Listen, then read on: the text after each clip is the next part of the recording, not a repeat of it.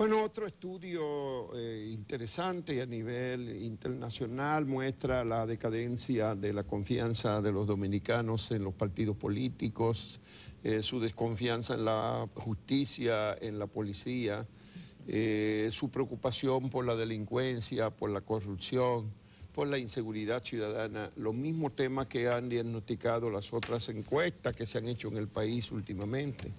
Eso fue lo que se comprobó en el barómetro de las Américas, cultura política de la democracia en la República Dominicana y en las Américas 2016-2017 que se dio a conocer ayer aquí en un acto en la capital dominicana, Rafael, y los partidos pues siguen estando bajo cuestionamiento, mientras el liderazgo político nacional no lo quiere admitir, no quiere buscar remedio.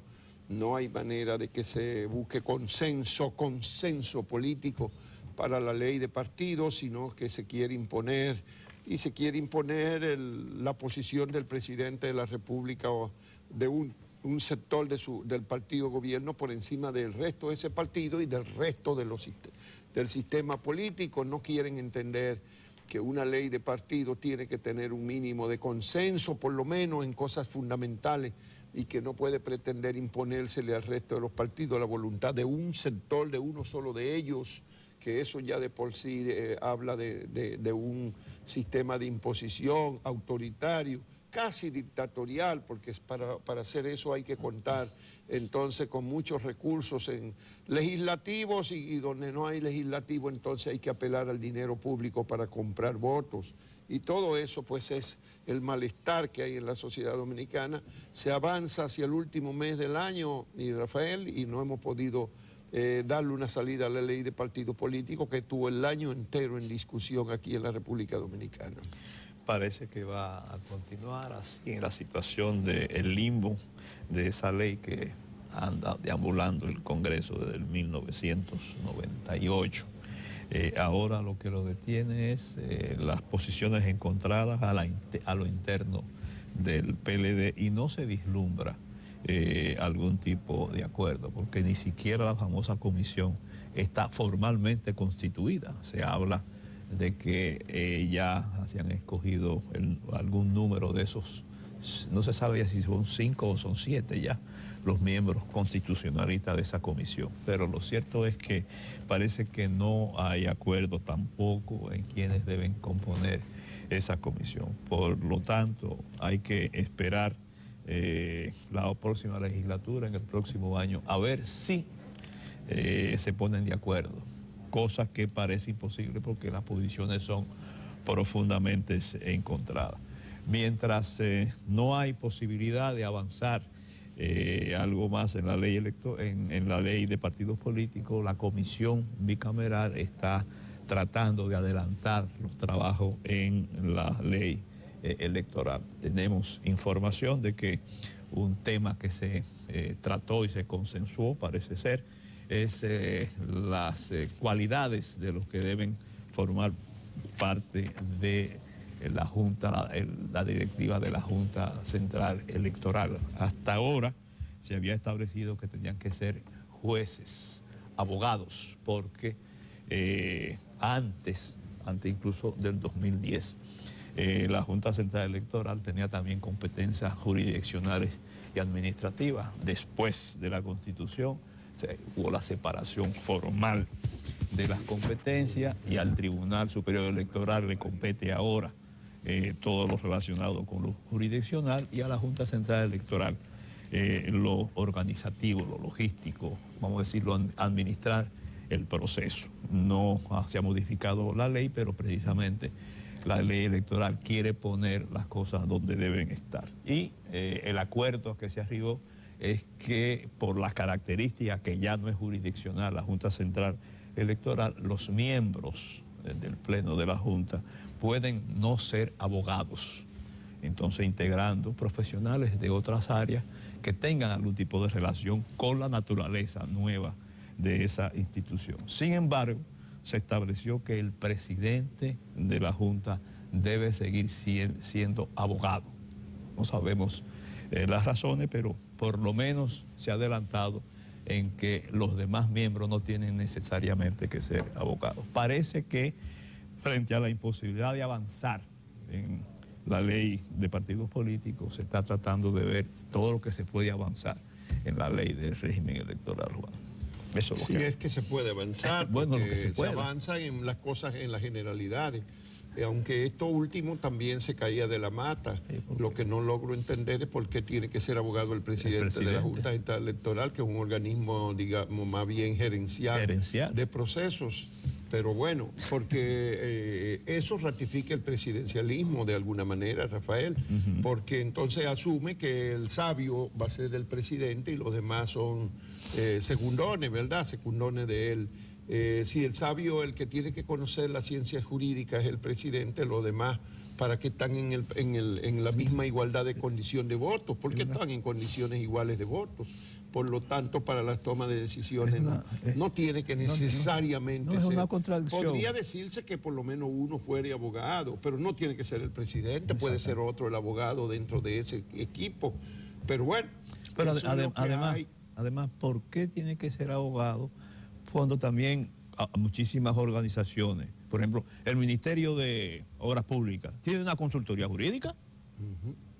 La Junta Central Electoral y el Pleno en su totalidad debe de oír a los consultores jurídicos. Exactamente, pero... No al presidente porque sea abogado. No. Pero es que es el presidencialismo. En la Junta Central Electoral se ha hecho un presidencialismo también. Sí. Y aquí, bueno, por eso los presidentes de la Junta Central Electoral han andado con franqueadores en las calles porque ya son presidentes. O presidenciables. O presidenciables. Entonces eso es absolutamente banalidades de la política nacional, imposiciones de cuestiones que deben ser superadas y que han sido superadas en todas partes del mundo. Puede ser un politólogo, puede ser un sociólogo, puede ser un ingeniero industrial, un administrador de sistemas, puede ser un ingeniero industrial. Cualquier profesional puede ser el que preside el organismo que organiza las elecciones y administra los procesos electorales.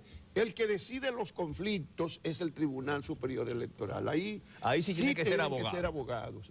Ahí sí. Sí tienen que ser abogados, pero en fin, eso es secundario. Al fin de cuentas, lo que estamos frente al problema de cómo se encuentra congelada la comisión en cuanto a la ley de partidos, es desalentador. Muy desalentador. ¿Qué es lo que van a discutir ahora en el régimen electoral si no son capaces los partidos de ponerse de acuerdo y respetar el consenso mayoritario, absolutamente mayoritario que hay en una dirección que el partido que quiera? Si el presidente quiere que en el PLD se haga la elección de candidato con padrón abierto, bueno, pues entonces proponga que cada partido escoja. No imponérselo a los demás, sino que cada partido escoja el sistema que considere prudente dentro de la democracia y con condiciones. La condición número 1 es que los partidos tienen que tener, lo dice el mismo proyecto de ley en su artículo 5, creo que es, o el 3, su padrón. Comenzando, que cada partido tiene que tener un padrón y actualizarlo cada año ante la Junta Central Electoral. Eso es lo primero, y por lo tanto, el que lo hace con su padrón tiene que ser con ese padrón actualizado cada año. No el que se invente en el día de las elecciones, no, el que tenían registrado y actualizado en el último año, y pone el mes. Sí, el proyecto dice en febrero de cada año. Exacto. Para que nadie venga a alegar que lo actualizamos en agosto del año pasado. Es en febrero de cada año. Entonces, no podemos ponernos de acuerdo sobre eso. ¿De qué carajo estamos hablando entonces? Estamos también... que hay que imponerle a todo el mundo lo mismo. Déjelo en libertad. Y usted cree que lo que conviene es elecciones con padrón abierto, entonces propóngalo en su partido. Exacto. Y pelea ahí adentro. A lo mejor se dividen o no, a lo mejor aplastan uno al otro, pero resuelven eso internamente si hay una voluntad de que sea así dentro de un partido específico.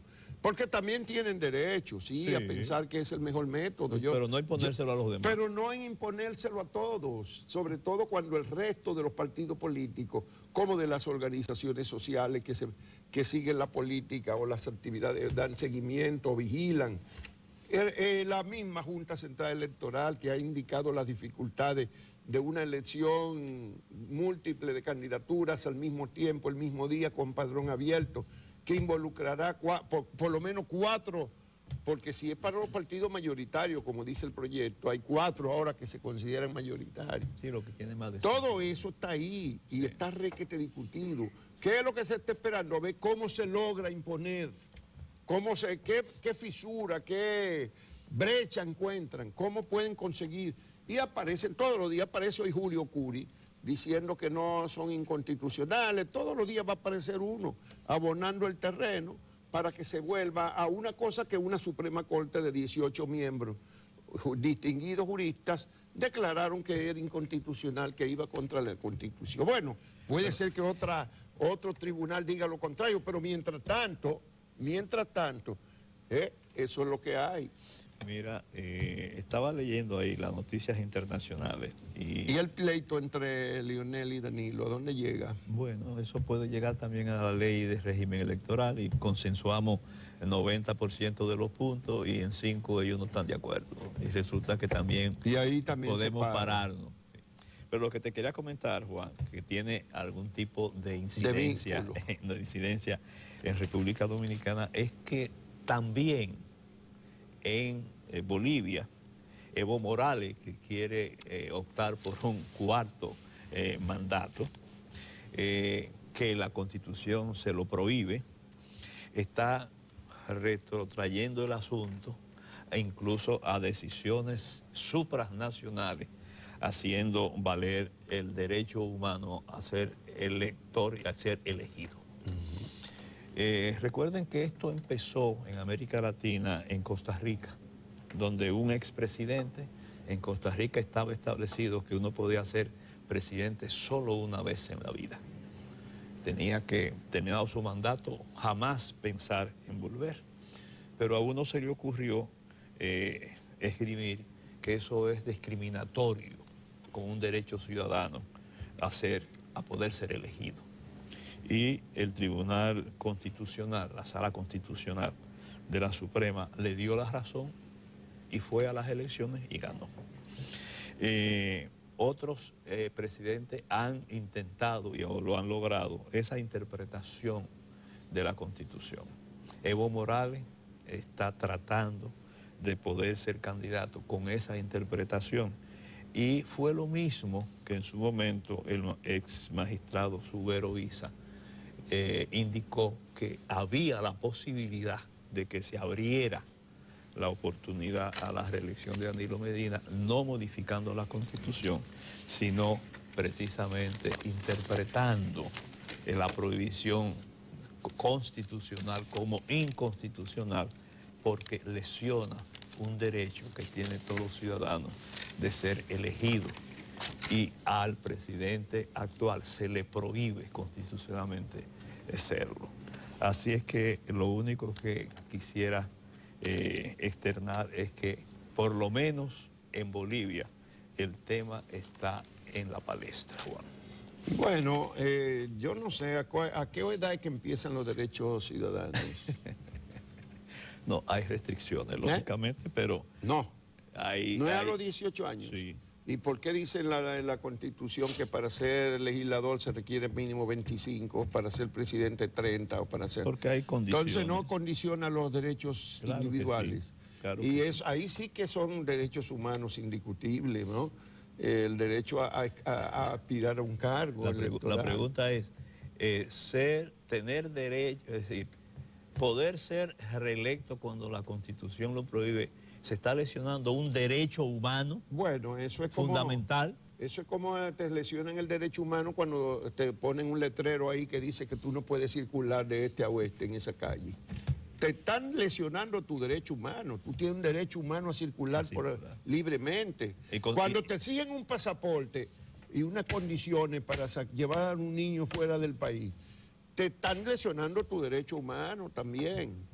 Hay un montón de lesiones a los derechos humanos, lesiones entre comillas, eso es el orden social. Mira, siglos de historia, de regulaciones de la sociedad que se caen.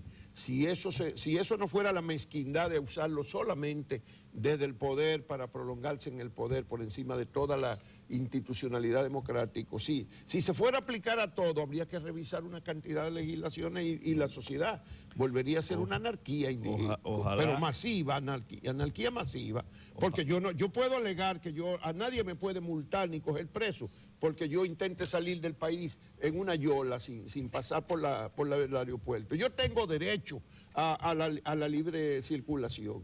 Entonces me puedo ir por una yola y nadie puede condenarme por eso, ¿verdad que no? Ojalá que los que alientan la reelección no busquen esa interpretación de la Constitución. Bueno, mientras tanto, ¿cuántos que se quieren ir del país? Ya está Rosario por ahí. Sí. Rosario Espinal va a hablar con nosotros de la encuesta del barómetro de las Américas. Sí, señor. Pero ¿cuántos son los que se quieren ir del país? ¿Qué porcentaje es? De 40, creo, si no recuerdo mal. ¿Cuánto? Del 40% de los encuestados dice que tienen intención de en estos 3 años no estar aquí. De no estar aquí. Sí. Hace tiempo que no hubiésemos ido si no hubiesen abierto las puertas como aquel se lo dije yo a aquel general americano una vez en la embajada de Estados Unidos, uno de los generales del Pentágono, en el año 80, cuando estaban en la embajada de Cuba, de Perú en La Habana, llena de gente que vino aquí, Vernon Walter, el general Vernon Walter, en una comida ahí, fue un café con unos directores de periódico, entre los cuales estaba yo, y yo le dije, bueno, él puso como ejemplo del desastre de Cuba, que toda esa gente que quería irse, y yo le dije al general, general, tenga cuidado con eso. Si ustedes abren aquí, dicen que van a recibir a todo el que quiera irse como en Cuba. No llegan los 50 o 60 mil que había en ese momento en el perímetro de la embajada, no, se meten 200.000 embajadores. Él no le gustó al general, no le gustó para nada. Y me dijo que si yo le pretendía dar una lección, y yo le dije que lección no, pero sí una opinión.